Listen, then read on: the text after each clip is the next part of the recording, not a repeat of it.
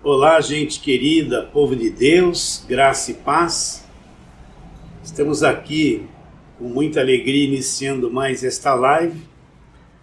Como eu sempre digo, com um grande privilégio, um grande presente de Deus é poder chegar até você com a infalível palavra do Evangelho da Graça de Deus. Eu tenho um grande interesse na tua vida. Aqui dentro, no meu espírito, Deus pôs um grande interesse pela tua vida.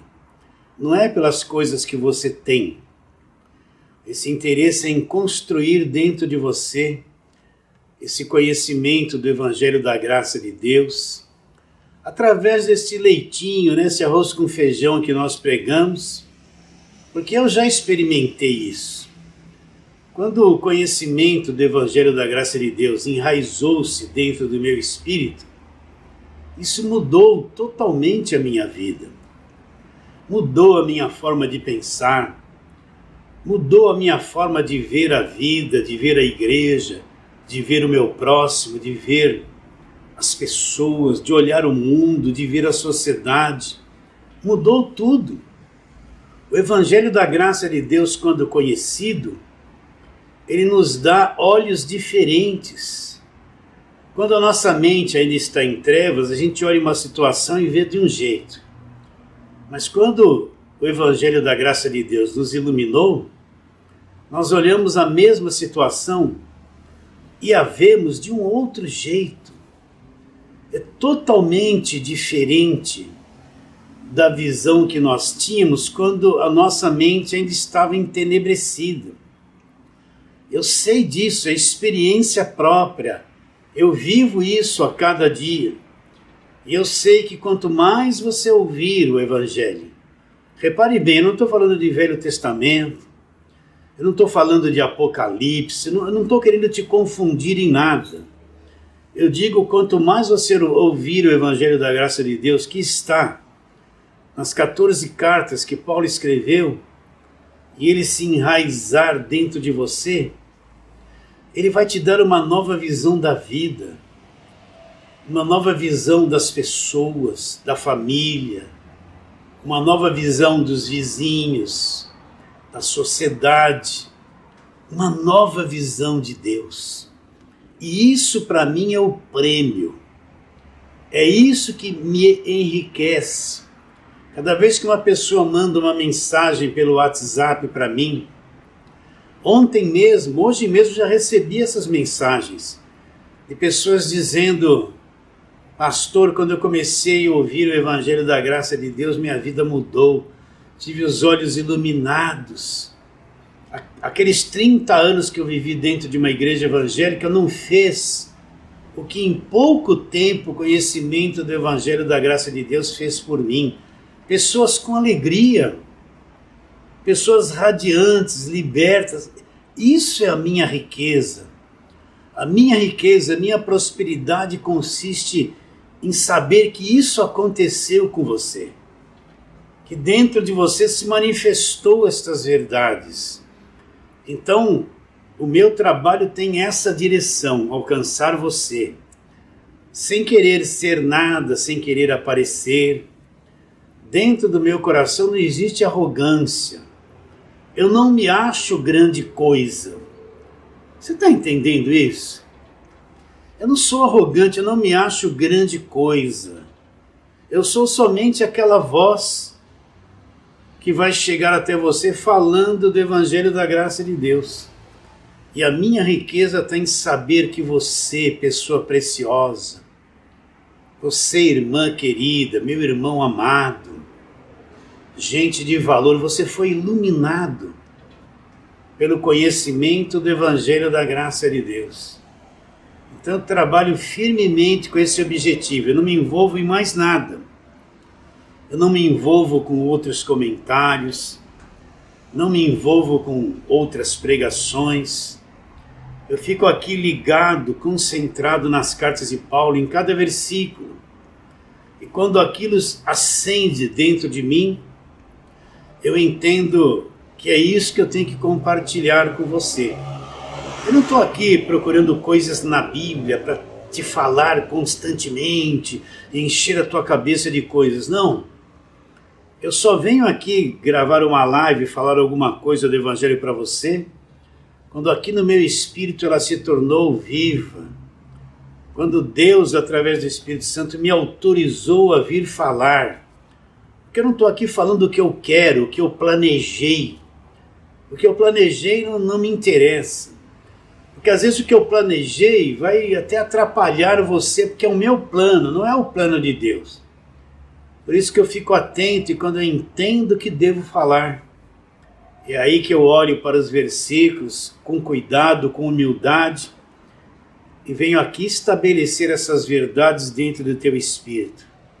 E como eu sempre digo, eu me torno um colaborador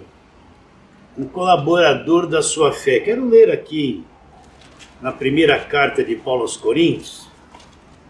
Paulo falou uma coisa importante aqui. Depois, no capítulo de número 3, onde ele mostra que os coríntios ainda estavam na carne, estavam cheios de divisões. E ele diz assim, de modo... Qual era a divisão que eles estavam? Um estava dizendo que era de Pedro, outro estava dizendo que era de Paulo, outro estava dizendo que era de Apolo. Cada um se achava de um personagem que estava trabalhando na obra de Deus. Então Paulo fala que eles estavam na carne cheios de divisão. E depois ele diz assim, quem é Apolo? Quem é Paulo? Servos por meio de quem crestes. E isto conforme o Senhor concedeu a cada um. Então, se Paulo tinha um trabalho para fazer, foi porque Deus concedeu para ele. Se Apolo tinha um trabalho para fazer, foi porque Deus concedeu para ele. O verdadeiro trabalho de Deus, a verdadeira obra de Deus, é Deus que concede para que a pessoa faça. É Deus que dá o ministério. Não é porque a pessoa quer. Não é porque ela se acha alguma coisa. Não, é Deus que escolhe e dá um ministério para a pessoa fazer. Então Paulo fala, quem é Apolo? Quem é Paulo? Olha aonde ele põe o nível de cada um. Servos por meio de quem vocês acreditaram. Isso conforme o Senhor concedeu a cada um. E depois ele diz, eu plantei, Apolo regou, mas o crescimento veio de Deus. O que o Paulo está dizendo? Paulo plantou o evangelho da graça de Deus no coração dos coríntios. Depois veio Apolo, que também tinha um ministério, que também era ajudador de Paulo. E Apolo começou a regar aquilo que Paulo plantou. O que é regar? A pessoa recebe o evangelho da graça de Deus, e regar para que cresça é ficar repetindo as coisas, repetindo, trabalhando, insistindo, vai e volta. Isso é regar, para que aquilo que foi plantado no coração da pessoa cresça e produza fruto. Então Paulo diz, eu plantei, Apolo regou, mas o crescimento ele veio de Deus. Agora olha como Paulo se qualifica, olha, de modo que nem o que planta é alguma coisa, nem o que rega é alguma coisa, mas Deus que dá o crescimento. Então Paulo diz, aquele que plantou não é nada, não é alguma coisa, quem regou também não é alguma coisa. O que faz a palavra crescer dentro de nós é Deus, Ele é alguma coisa. E é com esse coração que nós estamos aqui, para sermos um cooperador, um colaborador, nada mais que isso, do teu crescimento espiritual. Mas vamos à palavra de hoje. Estou aqui com a Bíblia aberta em Romanos e quero ler aqui versículos 16 e 17. Esta pregação de hoje é a resposta de uma pessoa que mandou uma mensagem para mim justamente sobre esse assunto. Então, como isso brilhou aqui no meu coração, eu entendi que deveria trazer uma palavrinha a respeito deste assunto que ajudaria muitos outros irmãos. Então vamos lá, Romanos capítulo 1, versos 16 e 17. Versos que nós lemos muito aqui. O que diz? Pois não me envergonho do Evangelho, porque o Evangelho é o poder de Deus para a salvação de todo aquele que crê, primeiro do judeu e também do grego. Visto que a justiça de Deus se revela onde? No Evangelho, lá, de fé em fé, uma fé crescente. Como está escrito, o justo viverá por fé. Então Paulo diz que ele não se envergonhava do Evangelho, porque ele tinha descoberto que o Evangelho era o poder de Deus. O que é o Evangelho? Poder de Deus. Paulo era fariseu, conhecia toda a velha aliança, era um judeu. Então quando Paulo fala a respeito do Evangelho, Paulo sabe diferenciar o que é Evangelho e aquilo que não é Evangelho. Paulo sabe que a velha aliança não é Evangelho. Paulo sabe que a lei não é Evangelho. Paulo sabe claramente que toda aquela velha aliança acabou na cruz. E que o Evangelho começa da cruz para frente. Então Paulo não tem dúvida a respeito disso. E você já entendeu que o Velho Testamento acabou na cruz, a velha aliança acabou na cruz, que tudo o que se dizia a respeito de Jesus, na lei, nos salmos e nos profetas, já se cumpriram na cruz e acabou, a velha aliança acabou na cruz, que o fim da lei é Cristo para a justiça de todo aquele que crê, e que o Evangelho começa-se da cruz, sacrifício perfeito, para frente. Já entendeu isso claramente?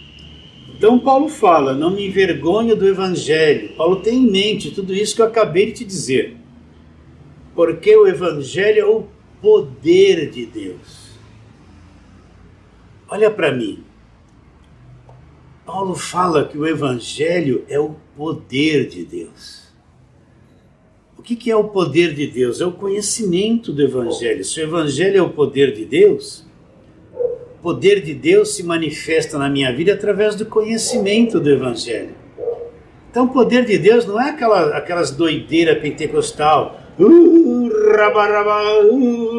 né? Isso aí é carne, manifestação da carne, aquela gritaria toda, aquelas sapatear, pular, se entortar, tudo. Isso aí não é poder de Deus. Eles falam que é poder de Deus, mas é um poder da carne que engana todos eles. Aí você vê eles rodando, pulando, né? Fazendo aquelas coisas, e aquela toda, aquela coisa toda. Isso não é poder de Deus. Isso é uma feitiçaria da carne. Eu posso dizer assim, que eu vivi 20 anos no meio pentecostal, fiz tudo isso. Isso não é poder de Deus. Gritaria não é poder de Deus. Paulo fala que o Evangelho, presta atenção, Paulo fala que o Evangelho é o poder de Deus. Então o Evangelho é um conhecimento que eu tenho que ter. E este conhecimento que é o poder de Deus. Quer encontrar o poder de Deus? Você vai compreender o Evangelho que é o poder de Deus. Aí ele diz, a justiça de Deus se revela onde? No Evangelho de fé em fé, como está escrito, o justo vai viver por meio da fé. E depois ele fala que o justo ele vai viver por fé. Então, é isso que eu quero falar aqui hoje. Nós que somos justos, o que é ser justo? É alguém que foi justificado pelo Senhor Jesus. Ele foi inocentado. Cristo levou na cruz a sua culpa, o seu pecado, a sua dívida, quitou tudo isso na cruz e o inocentou. Ele foi justificado, não foi porque ele fez alguma coisa. Gálatas 2,16 diz o quê? Que o homem não é justificado por obras da lei. Ele é justificado pela fé naquilo que Cristo fez. Então Cristo na cruz levou a minha culpa, os meus pecados, as minhas maldições, a minha dívida, ele cravou na cruz e desfez ela na cruz. E ele me justificou de tudo isso, me tornou limpo, me tornou inocente diante de Deus. Então toda pessoa salva de verdade é uma pessoa justificada por aquilo que Cristo fez na cruz. É uma pessoa que foi inocentada. Deus olha para ela agora e nos vê através de Cristo. Cristo é a lente. Deus olha para nós agora e não nos vê mais pecador, aquele vermezinho de Jacó, aquela coisa da lei, aquela mentalidade da lei. Não.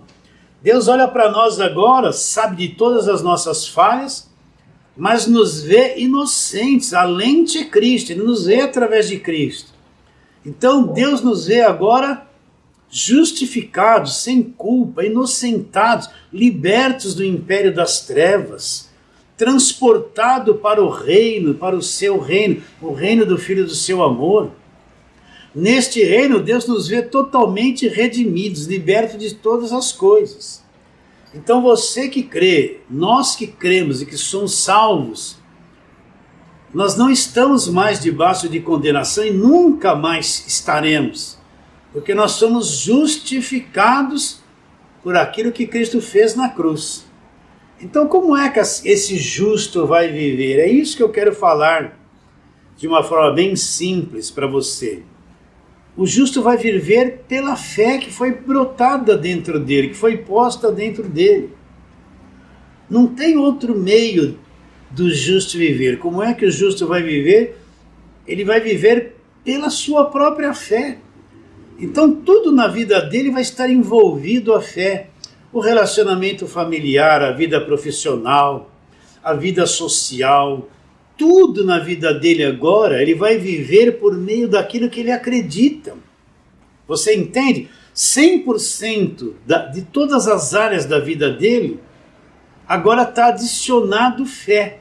Essa é a forma que nós temos que viver. Se nós formos justificados e somos salvos, então a nossa vida ela vai se desenvolver daqui para frente por fé, por aquilo que acreditamos.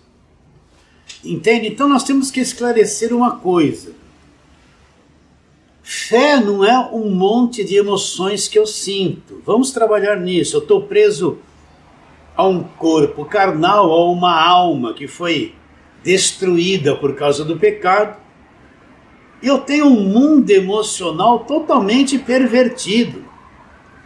O nosso maior inimigo é essa alma que nós temos, esse mundo emocional, essa natureza carnal caída, que sente um monte de coisas, pensa um monte de coisas.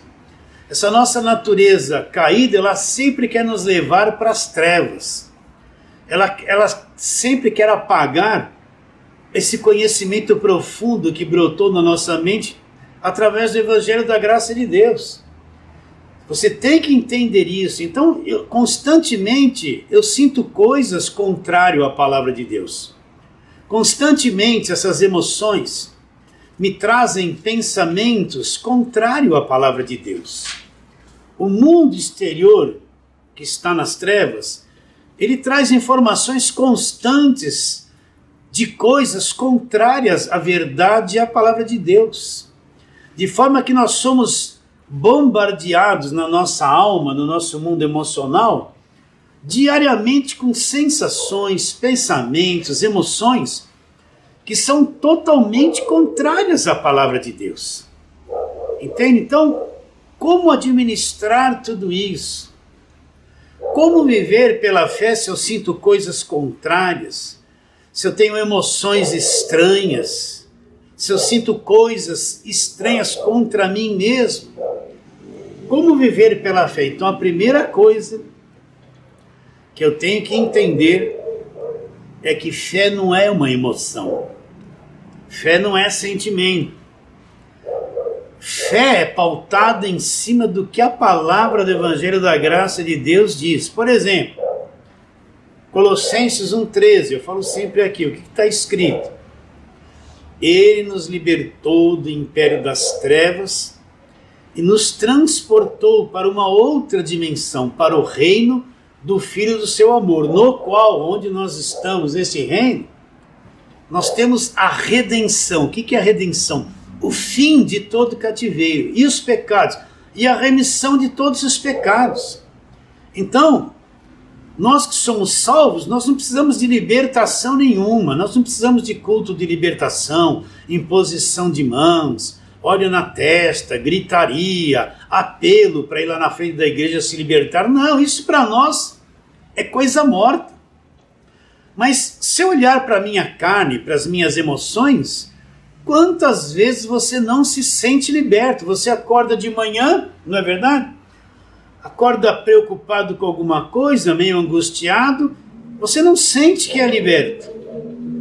Você está preso naquelas emoções de preocupações, que trazem sentimentos que te aprisionam, e você não tem nenhuma evidência de que você foi liberto do império das trevas. Agora, qual é a verdade? A verdade é o que eu estou sentindo? Ou a verdade é o que a palavra está dizendo? A verdade é o que a palavra está dizendo. Logo, esse monte de emoções e sentimentos que eu estou tendo são mentiras da minha carne. A palavra é a verdade. Se ela diz que eu fui liberto e já tenho a redenção pelo sangue de Jesus, ela é a verdade, mas eu estou sentindo coisas que contradizem a palavra e querem me aprisionar na mentira da carne. O que a maioria de nós faz? Acaba flertando com aquilo que estou sentindo e se entrega como se estivesse preso, mas você já foi liberto do império das trevas. Você já foi redimido. Esses sentimentos, essas emoções são mentiras. Mas por elas habitarem na nossa carne, produzirem pensamentos, nós acabamos nos entregando a elas e passamos um dia sendo livres como se fôssemos presos. Você entendeu que a tua alma é escrava das paixões da tua carne? Você entendeu que a tua alma produz um monte de pensamentos negativos, que não é a palavra de Deus? Você entendeu que essa tua natureza carnal é totalmente contrária às verdades do Evangelho da Graça de Deus? Entendeu isso? Minha irmã, você que acorda meio depressiva, se você entender isso, você vai assumir a sua liberdade. Você que está passando um problema financeiro, problema com a família, se você se entregar para essas emoções da alma, para isso que a carne sente, você vai ver sempre tudo negativo. E vai acabar vivendo esse negativismo, deixando a palavra de Deus de lado. Porque a palavra de Deus não é uma emoção. Fé não é uma sensação. Sensação é o engano que a carne totalmente produz. Então, fé não é emoção, não é sentir coisas. Não é viver nesse mundo emocional caído. Fé não é eu sinto isso, eu sinto aquilo. Aí está o grande engano. E nem a palavra de Deus é algum sentimento. Você entende? Então eu preciso saber que o meu mundo emocional, meu mundo sentimental, carnal, é a mentira. É aquilo que veio de Adão, que está sempre querendo ir contra as verdades do Evangelho da Graça de Deus. A palavra, ela é a verdade. A palavra, ela é a verdade. Você entende que a palavra não é uma emoção, eu não sinto a palavra de Deus. A palavra de Deus não me causa emoções, sentimentos, mas ela é a verdade. Vamos lá, João capítulo 6, vamos ver o que Jesus diz a respeito da palavra. Jesus fez uma pregação em João capítulo de número 6, uma palavra profundamente espiritual. João capítulo 6, Jesus se apresenta como o pão da vida. Né? Ele se apresenta como o pão da vida. Entende que vai dar vida a todo aquele que dele comer. Ele fala que o sangue dele, que seria o sangue da nova aliança, seria verdadeiramente bebida, a sua carne verdadeiramente comida. Se apresentando como um pão, alguém que nós iríamos nos alimentar dele e ter vida. E a maior parte das pessoas que estavam seguindo Jesus eram todos judeus. Judeus não bebia sangue, não comia carne sufocada. Aquilo que Jesus pregou era totalmente contrário à lei. Então a maior parte daqueles seguidores de Jesus não entendeu nada. E disseram assim, duro é esse discurso. E abandonaram Jesus. Os discípulos falaram, olha, eles estão te abandonando, eles não estão crendo nisso que você está dizendo. Jesus não se preocupou, não deu a mínima para isso. Ele diz assim no versículo 63, o Espírito é o que vivifica. E essa pregação que eu trouxe é uma coisa que é entendível e fica viva só no Espírito. Olha o que ele diz. O Espírito é o que vivifica, a carne para nada aproveita. As palavras que eu vos tenho dito são o quê? São Espírito e são vida. Por que eles não entenderam aquela pregação de Jesus? Porque eles estavam na carne. Ele falou, a carne para nada aproveita. O Espírito é que torna vivo e faz eu entender aquilo que as pessoas entenderem aquilo que eu preguei. Então o Espírito é o que vivifica a carne, essas emoções, sentimentos, pensamentos, natureza caída, para nada aproveita. Agora ele diz que a palavra que ele pregava era Espírito e era vida, não era palavras de emoções, não eram palavras sentimentais, não eram sentimentos. A palavra que ele pregava era o quê? Era Espírito. Era Espírito e era vida. Você entende isso? Quer dizer que o Evangelho é Espírito e é vida. Não é sensação. Não são emoções. Entende? Enquanto eu não souber distinguir isso, amadurecer para poder andar pelo Espírito, eu vou ficar preso num campo emocional, confundindo as coisas durante muitos anos da minha vida. Está bem claro isso dentro de você? Está bem claro? Então, vamos recapitular. O que a fé não é? A fé não é emoção, sentimento. O que a palavra de Deus não é? A palavra de Deus não é sensação, não é emoção, não é calor, não é arrepio, não é gritaria, não é. Então as pessoas querem um Deus na carne. O pentecostal quer um Deus que descontrola ele. Um Deus que faz ele tremer, uivar, pular, sair que nem aviãozinho, rodar que nem peão, ficar tremendo, né, apagado, descontrolado. O pentecostal quer um Deus na carne, que descontrola ele. Mas a palavra de Deus não tem nada a ver com isso. Entende? E a fé também não tem nada a ver com isso. Deus não é uma coisa que se manifesta na minha carne, me faz ter calor, arrepio, sensações. Isso é a coisa mais enganosa. Quem vive por isso não sabe nada do que é viver pela fé. Ele ainda é um crente carnal, dividido, problemático, não consegue entender a fidelidade e a garantia da palavra de Deus, aquilo que está escrito. Então a fé não é essas coisas. E a palavra de Deus também não é um sentimento. Vamos ali para Hebreus, capítulo de número 11. Vamos ler ali o que o escritor fala a respeito da fé. Ele diz, Hebreus 11, 1. Ora, a fé é certeza das coisas que se esperam e convicção de fatos que eu não vejo. Ele não está dizendo assim, olha, a fé é certeza daquilo que você sente. Entende? É convicção das suas emoções. Repare bem que o escritor de Hebreus, ele elimina alma, sensação, sentimento, emoções, arrepio, calor, ver coisas. Você entende isso? A fé não tem nada a ver com isso. Ele fala que a fé é certeza. Certeza não é um sentimento, é algo que está lá no seu espírito, de coisas que eu espero. E convicção de fatos que eu não vejo. Entende? Como eu posso ter convicção de coisas que eu não vejo? Como eu posso ter convicção de coisas que eu não sinto? Que não passam pela minha carne, que não manifestam em emoções? A convicção vem pelo conhecimento do Evangelho da Graça de Deus. Na medida que você vai ouvindo, nós vamos falar isso, ouvindo o Evangelho da Graça de Deus, o Espírito de Deus aplica no teu espírito essa verdade.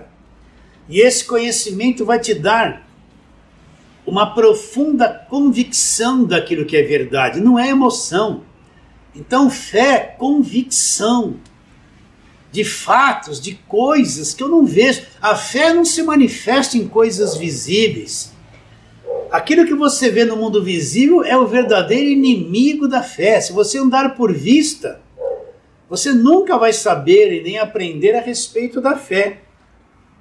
Então fé é certeza de coisas que se esperam. Está escrito na palavra, eu creio. Mas não estou sentindo nada, pastor. Eu estou sentindo ao contrário da palavra. Então, esse sentimento contrário é a mentira da carne. É isso que te engana, que faz você ficar para baixo, desanimado, ter um dia desconfiado, ter medo, não é? Certeza das coisas que se esperam e convicção de fatos que eu não vejo. Então aquilo que você vê é um grande inimigo, porque o mundo não apresenta fé. O que o mundo traz, o que a sociedade traz, o que até esse mundo religioso traz, esse mundo religioso evangélico, quer que você anda por vista. Quer que você creia em objeto, creia em rosa, creia em água, né? Creia em tijolinho, chavinha ungida. Quer que você creia na mentira da fogueira santa, faz lá um pedido num papel, põe o dinheiro no envelope, dá para eles, eles falam que vão queimá-la no monte, tudo mentira, queima no fundo da igreja. Nem queima, joga tudo no lixo. O mundo evangélico quer que você anda por vista, quer que você veja templo, veja altar, veja as coisas, né? Você vê os cultos hoje, tem cultos em igreja evangélica, que sai até aquela nuvem de fumaça. As igrejas viraram todas igrejas pretas. Fica aquele foco lá na frente, aí começa o louvor, aquelas luzes, querendo uma boate, e aquela fumaça saindo, tudo por vista. E diz que aquilo é o verdadeiro louvor a Deus, aquilo é o engano, aquilo ali desperta as emoções, desperta a alma caída, desperta a sensação física. Você está no lugar, começa o culto, apaga todas as luzes, você fica no escuro. Aí fica um foco de luz na turma do louvor lá da frente. Daqui a pouco começa aquele louvor pesado, batendo palma, aquela coisa toda de tchum, solta as luzes, tchum, solta a fumaça, como se estivesse dentro de uma boate. Isso aí isso não é culto, gente. Isso é enganação, mexe com as emoções, aí a pessoa vê tudo aquilo, fica emocionada, chora, acha que aquilo é o verdadeiro louvor, mas não é, aquilo é um despertar da carne.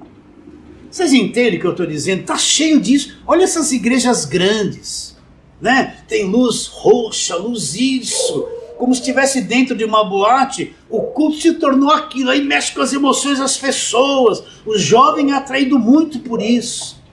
Isso desperta o mundo emocional deles, o mundo da carne deles. Eles vão achar que Deus é tudo isso.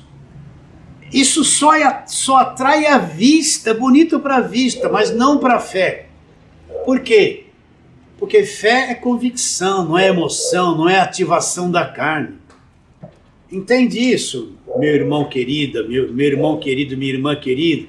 Então a fé não é sensação, a fé não é emoção, a fé não é sentimento, é convicção da verdade que o próprio Deus cria pelo conhecimento da verdade em nosso coração. Então vamos ver aqui, eu quero utilizar o exemplo de Abraão como... o exemplo de Abraão. Vamos lá para Gênesis 22. Abraão é chamado por Paulo como o pai da fé, o pai de todos nós, né? Então Gênesis 22, você sabe a história de Abraão.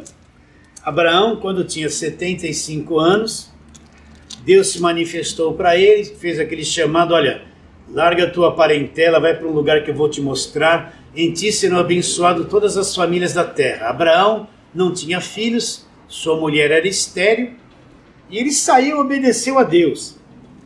E Abraão foi ter esse filho com 100 anos de idade. Ele mesmo declarou lá em Gênesis que ele tinha 100 anos de idade, já era amortecido, e Sara 90, já não tinha condições o ventre dela de dar à luz filhos. Então ele falou, eu já estou com 100 anos de idade. E Sara, como isso vai acontecer? E quando Abraão tinha 100 anos de idade, foi que Deus trouxe Isaque para ele e para Sara, sua mulher. Imagine um homem que demorou 25 anos para que esse filho nascesse. Ficou apaixonado pelo filho. Ficou apaixonado pelo filho. Pôs o filho no lugar de Deus, né? Imagina as emoções desse homem para aquela criança, um homem de 100 anos de idade, e ver Isaque ali crescendo, e ver nele todas aquelas promessas que Deus havia prometido, né? Aquele mundo emocional daquele homem velho ficou na flor da pele, apaixonado por aquele filho. Mas Deus vai tratar com Abraão. Deus quer eliminar a carne, presta atenção. Deus quer eliminar as emoções. Deus quer eliminar as sensações. Deus quer que nós andemos por fé. E ele tratou assim com Abraão. Olha, o capítulo 22, eu não vou ler tudo, que isso aqui é muito extenso. Mas começa assim no versículo 1. Depois dessas coisas, pôs Deus Abraão à prova. E lhe disse, Abraão, este respondeu, eis-me aqui. Acrescentou Deus, toma teu filho, teu único filho Isaque. E Deus acrescenta isso lá, a quem amas. Agora Deus vai tratar profundamente com as emoções e sensações de Abraão. Ele vai pedir o que mais movimenta as sensações e emoções de Abraão. Vou ler de novo. Toma teu filho, teu único filho Isaque, a quem amas.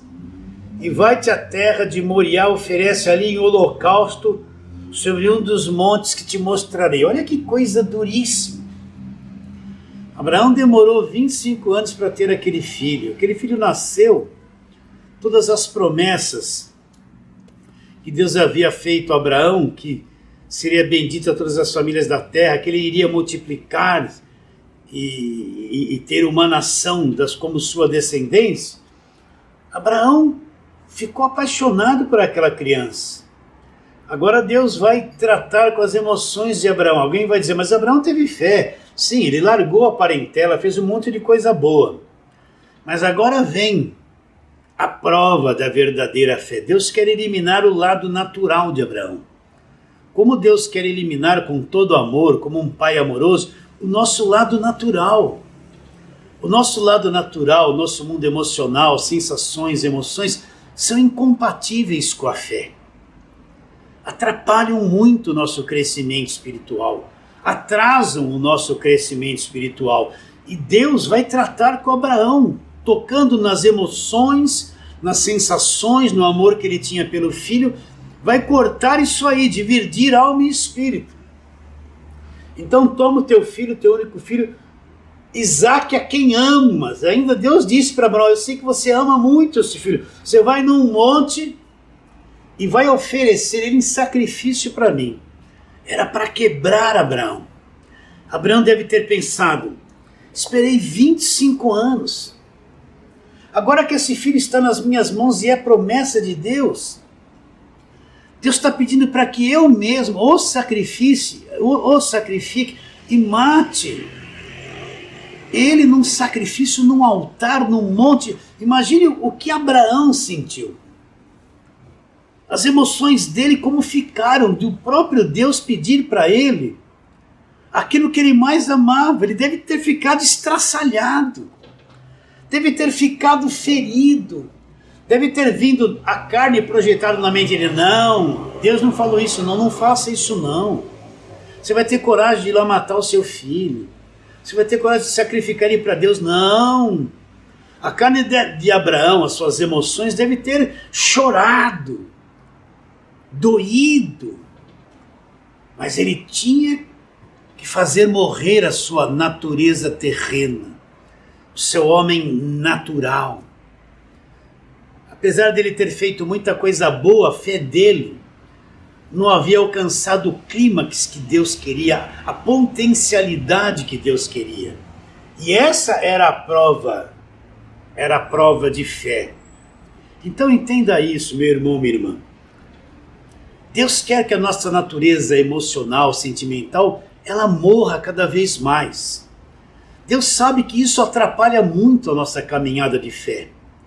Deus sabe que quando o homem é tocado nos seus sentimentos, ele é capaz de abandonar a verdadeira fé.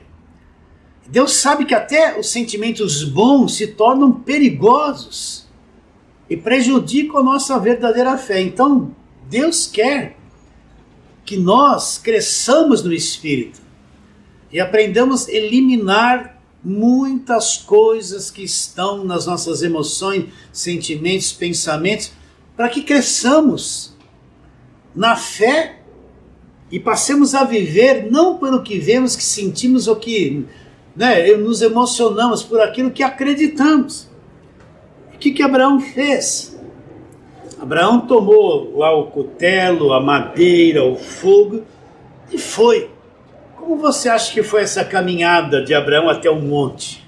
Foi em angústia, foi em tentação para não obedecer. Quantas vezes ele olhou o filho ali, ele dava um aperto, a alma dele gritava, não faça isso, você ama essa criança, não faça isso, essa voz não veio de Deus, isso que você entendeu não é Deus, Deus falou que vai cumprir essa promessa na sua vida, como você vai sacrificar esse filho para Deus? Até que Abraão chegou no lugar que Deus havia designado, ele preparou o altar, dispôs a lenha no altar, amarrou Isaque do seu filho, deitou ele no altar em cima da lenha. Olha que coisa interessante. Abraão teve que ir contra o seu próprio amor pelo seu filho. Teve que aniquilar tudo que ele sentia para poder obedecer a Deus. Você entende isso? Teve que deixar morrer a natureza terrena, a sua paixão, o seu amor pelo filho, para poder ser firme em cumprir aquilo que Deus queria que ele fizesse. Então vou ler de novo o versículo 9.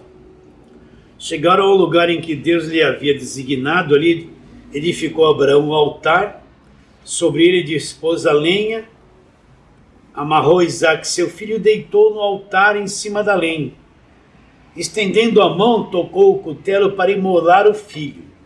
Repare bem, Abraão está sendo triturado no seu lado natural, no seu lado emocional, no seu lado carnal, e tem que obedecer a Deus.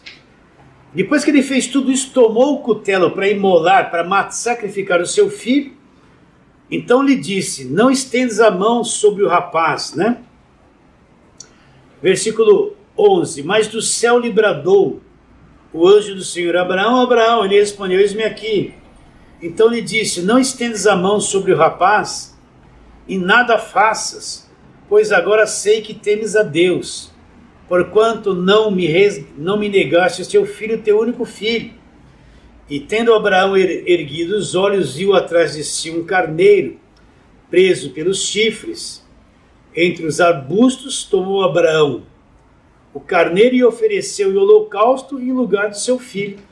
Então Deus esperou Abraão chegar até o último segundo para cumprir aquilo que Deus queria, para que a carne dele fosse mortificada, para que ele saísse do emocional, do natural, dos pensamentos comuns. E aí disse, agora sei que temes a Deus. Mas Abraão não largou a parentela por fé, não peregrinou na terra prometida por fé, mas ainda ele não tinha maturidade na fé. Então quando ele obedeceu a Deus, deixou Deus triturar o seu mundo emocional, até o último segundo, então Deus disse através do anjo, agora eu sei que você me teme, você não me negou o seu próprio filho. Abraão levantou os olhos e viu um carneiro preso no arbusto pelos chifres. Esse carneiro é um tipo de Cristo, um carneiro que foi dado a Abraão gratuitamente, substituiu Isaque. Isaque não sacrificou o seu filho, não pôs o seu filho e sacrificou no altar, não fez isso. E esse carneiro substituiu Isaque, é um tipo de Cristo que viria lá no futuro e iria morrer no altar, substituindo qualquer sacrifício humano. Então você vê como Deus tratou com Abraão Deus tratou ele firmemente. Então, o que Deus quer, eu não digo que o teu quadro é semelhante a esse quadro de Abraão, mas deixa eu falar uma coisa para você, eu já passei muito aperto no passado. Eu estou te falando uma coisa aqui sem leviandade, coisas que eu vivi, entende? Eu lembro, talvez nem deveria falar isso, mas eu lembro que eu era crente, casado, novinho, já tinha minhas 2 filhas e eu tinha um salário pequeno. E quantas vezes eu queria não dar nada para a obra de Deus. A minha mente vinha assim, ó, não, você vai ajudar a obra de Deus, vai pegar esse dinheiro, vai dar lá. Não faça isso, né? E aí eu olhava para aqui, nossa, aquela oferta que eu ia dar, eu comprava um sapato novo para minha filha, um tênis novo para aquela minha outra filha, mas lá no meu espírito, eu dizia assim, eu entendia, não, isso aí me favorece se eu fazer. Mas se eu ofertar para a obra de Deus, entende? Isso vai ser melhor, isso vai ser maior do que negar uma ajuda, negar uma oferta, negar uma contribuição. Porque a carne não quer dar nada, a carne quer tudo para si. Por isso que muitas pessoas que gostam, que a gente fala que o dízimo era da lei e acabou, eles gostam, sabe por quê? Porque eles têm coração apertado, coração de carne. Eles não querem dividir nada com ninguém, não querem contribuir. Então eles são a favor desse tipo de ensino, porque faz parte da avareza do coração deles, não é? Da avareza, eles não gostam de dividir nada. Eles não gostam, eles falam que não precisa ter lugar de reunião, né? Eles não gostam que você fale a respeito de um aluguel que tem que pagar. Porque existe avareza no coração, aquele medo de abrir mão para ajudar alguém, ajudar uma obra, fazer alguma coisa em benefício de alguém. E eu lembro que eu olhava, eu punha aquilo no envelope e ofertava com o coração às vezes partido. Eu queria ficar com aquilo. Queria beneficiar as minhas 2 filhas, não é verdade? Quanto que isso me passou, mas eu sei que quando chegava aquele momento eu dizia não para a carne. Deixava morrer a natureza terrena. E abria mão daquilo, mesmo com muito aperto que eu vivi muitos anos iniciais da minha vida de casamento. É coisa pessoal, não deveria falar.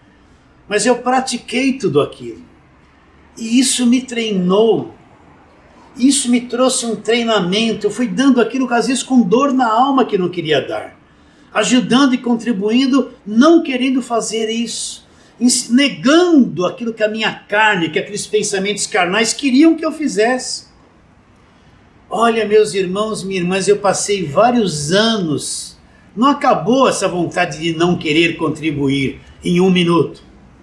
Foram muitos anos, abrindo mão, ajudando até pessoas, até que um dia essa liberdade veio e me limpou a minha alma, me limpou da manifestação da carne de ser avarento, me dividiu alma para lá. Isso que você não quer fazer, que você não quer contribuir, não quer ajudar, é o teu velho homem, o avarento, o mesquinho, aquele que não entende o valor de ajudar a obra de Deus. Você entende isso? Olha, hoje eu vejo, hoje eu não tenho dificuldade de ajudar alguém, de dar alguma coisa para alguém. Nem me passa mais na cabeça tentar negar alguma coisa para a obra de Deus. Fui totalmente liberto naqueles anos que combati contra a carne, que Deus me levou por aquele caminho para que eu pudesse ter a liberdade que tenho hoje. Então, Deus é o nosso Pai, Ele quer ver-nos libertos desse domínio da natureza terrena. Ele quer que não andemos mais por emoções, por sensações, por emoções da carne, pensamento que a carne produz. Ele quer dividir essas coisas para lá. Então muitas vezes nós passamos períodos difíceis, dolorosos, né? Que não gostamos de passar, mas nos trazem muitas lições. Eu preciso fazer morrer essa minha natureza terrena. Eu preciso fazer morrer essa angústia que a carne traz, esse medo que a carne traz, essa tristeza que se manifesta em forma de pensamentos. Eu preciso fazer morrer esse lado humano, porque quem tem que fazer morrer isso não é Deus, somos nós. Abraão tinha que morrer naquelas emoções terríveis que tinha pelo filho, emoções boas, mas ele só seria maduro na fé, ele só saberia andar no Espírito quando ele deixasse morrer aquilo que mais lhe feria. Por isso que nós não andamos por emoções. Então muitas vezes Deus nos leva a períodos difíceis, é o próprio Deus que nos leva, não é a inimiga, não tem nada disso. Sabe por quê? Porque ele quer levar à morte essa natureza terrena. Ele sabe que os sentimentos que temos, as emoções que temos, as sensações traem, nos amarram a coisas que não é evangelho, sufocam a nossa fé, nos tiram a convicção de certas coisas que estão na palavra de Deus, porque nós caímos naquilo que sentimos. Lembrando a você desde o começo, fé não é emoção, fé não é sensação, a palavra de Deus não é sentimento, a palavra de Deus não é emoção, a palavra de Deus é espírito, e fé é convicção, não é o que eu sinto. Então muitas vezes o próprio Deus nos leva a certas coisas difíceis de enfrentar nessa vida. Por quê? Porque Ele quer que entendamos que temos que levar à morte as nossas paixões. Temos que levar à morte até os bons sentimentos que temos. Temos que levar à morte esse monte de pensamentos que a carne produz diariamente, para andarmos na maior liberdade. Para andarmos na maior liberdade. Você entende isso? Deus trabalha em cada um de nós. Se eu for te contar, já passei nesses... Olha, eu encontrei Jesus no ano de 1977, que eu criei de verdade, né? São 43 anos, eu não sou criança, novinho, te falando um montão de coisas. Eu já passei por períodos dificílimos na vida.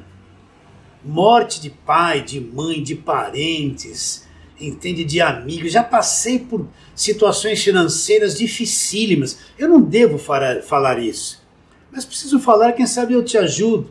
Já passei aperto de você enfiar a mão no bolso, não tem nenhuma moedinha. Entende? Ter lá 2 crianças pequenas que comem, que bebem leite. Você já passou por isso? Eu já passei por isso. Entende? Por dinheiro todo para pagar o aluguel da casa que eu morava, de situações difíceis, que cortaram tudo por dentro, mas hoje eu vejo que Deus me tratou naquele momento para fazer com que eu enxergasse o que é a verdadeira fé, que dominasse o mundo emocional, dominasse o mundo carnal. É um trabalho árduo de alma e espírito, alma e espírito. Entende isso? Então o próprio Deus permite que passemos períodos difíceis na nossa vida, para que saibamos separar o que é natural, o que é sentimento, o que é alma, e aquilo que é a verdadeira fé no Espírito. Vamos a outro texto agora. Está lá em Hebreus capítulo 4. Vamos lá, Hebreus capítulo 4, onde o escritor fala da palavra de Deus. Vamos lá. Então, Hebreus capítulo 4. O versículo de número 12, tem uma coisa interessante. Ele diz assim: porque a palavra de Deus é viva e eficaz. Então presta atenção. Nós lemos lá que Jesus disse que a palavra de Deus é espírito e é vida. Aqui Paulo está dizendo que a palavra de Deus, ela é viva. A palavra de Deus é viva. Então esse evangelho da graça de Deus é uma coisa viva, não é uma informação morta. É uma coisa viva que opera na nossa vida. Então ele diz: porque a palavra de Deus é viva e eficaz, e mais cortante do que espada de 2 gumes. O que é uma espada de 2 gumes?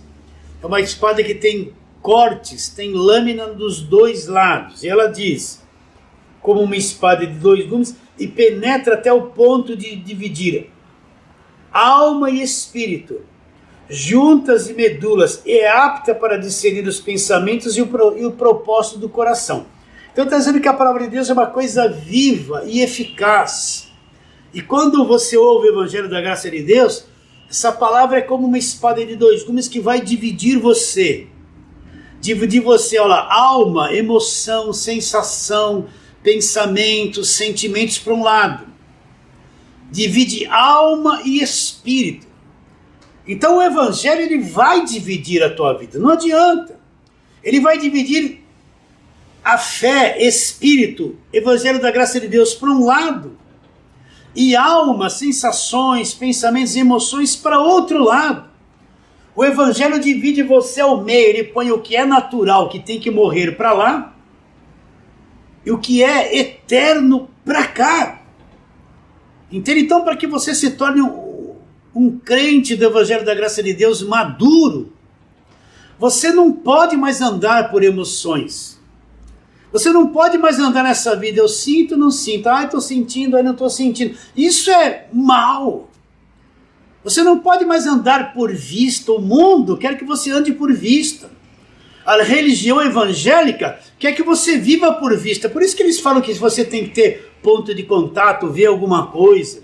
Por isso que eles enganam as pessoas com rosa ungida, chavinha da vitória, óleo orado, água do Rio Jordão, né? Tijolinho da casa própria, frasquinho com suco de uva que é o sangue de Jesus. Porque eles dão coisas para as pessoas verem e acreditarem. Porque no meio do catolicismo existe um monte de imagem, você tem que ir lá ver as imagens. Olha a imagem do São João, a imagem do São Pedro, a imagem... Eles têm imagens, para a pessoa tocar na imagem, viver nesse mundo emocional, sentimental. Por quê? Isso tudo traz você para a alma, para sentir coisas, pensar coisas, ter emoções. Isso é o engano. Então, andar por fé, andar por convicção naquilo que está escrito. Quantas vezes eu estou sentindo totalmente ao contrário que a Bíblia diz. Mas eu não creio naquilo que eu estou sentindo. Eu já aprendi que essas coisas que eu estou sentindo, por mais fortes que sejam, são mentiras. Essas coisas que a minha carne produz em forma de pensamentos negativos, né? Você vai ligar a televisão, vai ver o jornal lá, vem um monte de coisa negativa, te cria medo, aterroriza a tua mente, e você começa a viver por meio do que vê. Entende? Isso não é a verdade é o que o evangelho trouxe de conhecimento para o teu espírito. E isso você não sente, não é emoção, não é pensamento. E muitas vezes não tem nada a ver com pensamentos, com sensações. Então o crente maduro, presta atenção, é aquele que pode sentir o que for, não domina mais a vida dele. É aquele que pode estar angustiado, não domina mais a vida dele. É aquele que pode estar triste. Eu já estive triste, muitas vezes perdi pai, mãe, já perdi 4 irmãos, já perdi muita gente, já senti a dor da perda, de morte.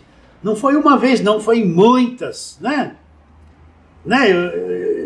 Eu tenho um neto que é órfão de pai, porque o pai dele era piloto de helicóptero, e o helicóptero caiu e ele morreu esmagado lá. Já sentia a dor de tudo isso. Ver o meu neto com 4 anos e meio, 5 anos, sentindo a dor da perda do pai. Já senti tudo com relação à morte.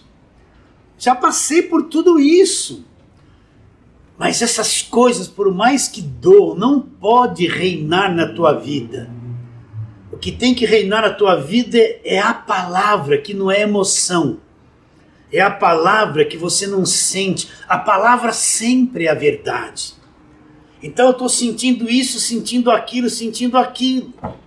Isso não é a verdade é o que está escrito. Você, meu irmão, minha irmã, que sente depressões, se você enfrentar isso, eu não estou dizendo que você não deva tomar um remédio, presta atenção, não é nada disso. Mas se você entender o que eu estou dizendo, que o teu espírito é vida, você tem no teu espírito todo o suprimento, todo o poder para subjugar todos esses pensamentos, emoções e sensações. As bênçãos espirituais estão todas no nosso espírito. Se você aprender a andar no espírito e levar à morte essa carne, esses sentimentos, você vai ser liberto de tudo. O crente em graça, que é maduro, ele aprendeu a andar por convicção, sente o que for, não domina mais a vida dele. Porque tudo isso que vem em forma de sentimentos da carne é mentira. No teu espírito tem a provisão para todas as coisas.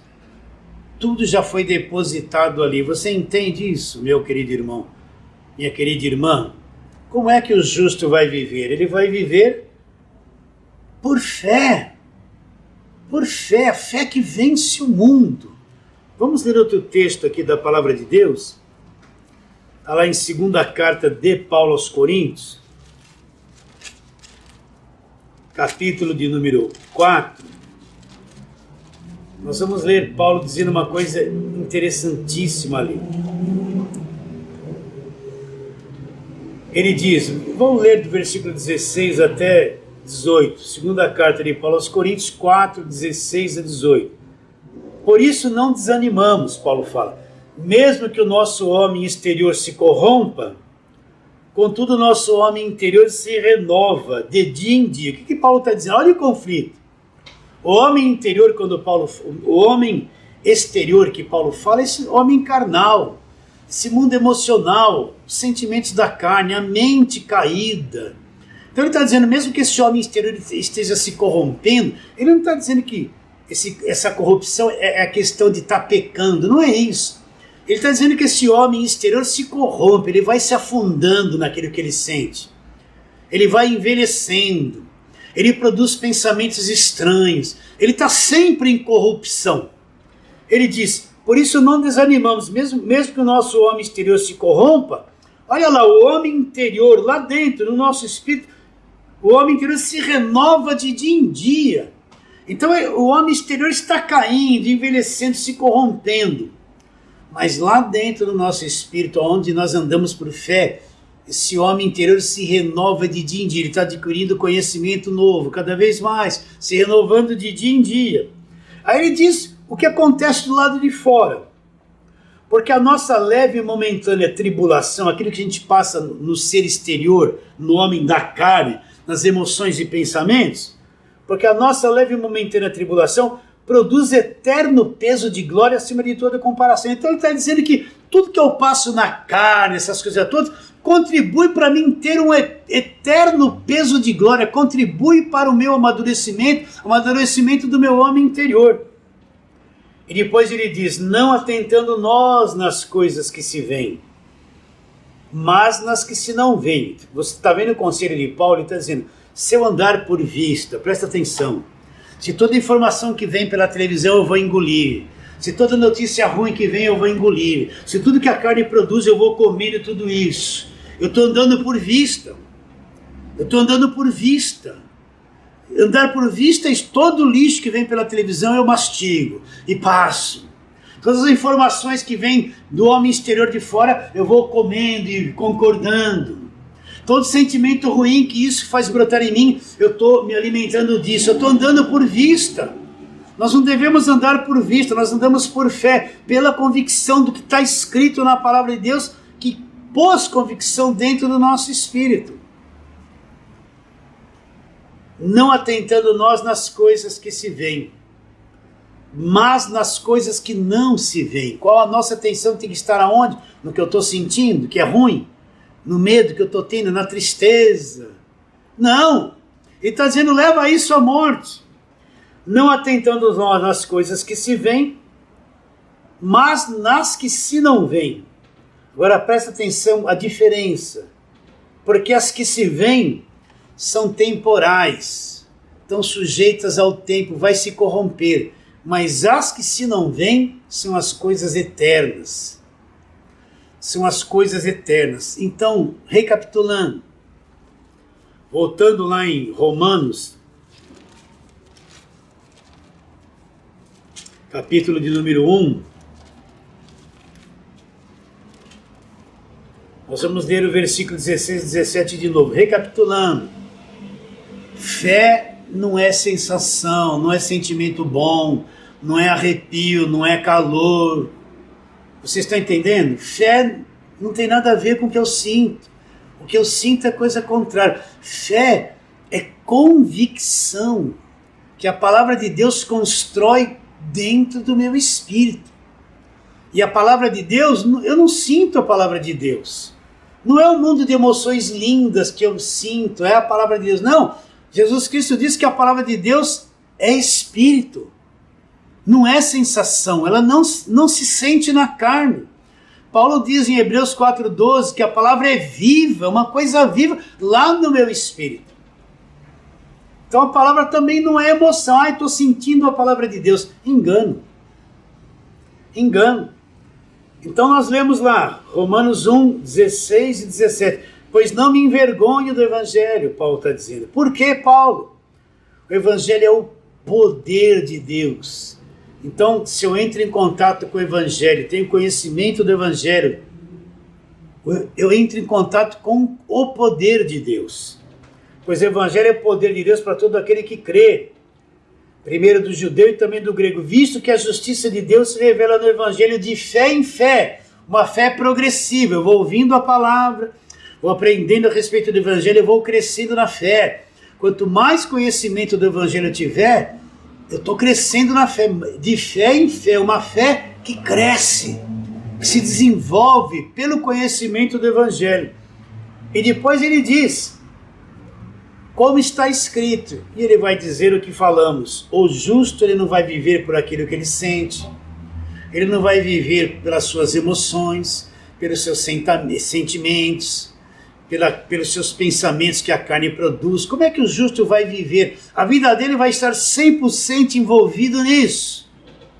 O justo vai viver por fé, pela sua própria fé. A vida dele vai estar 100% depositada nisso. O justo vai viver pela sua própria fé. E fé não é emoção. Tá bom, meus irmãos queridos? Chegamos ao final desta live.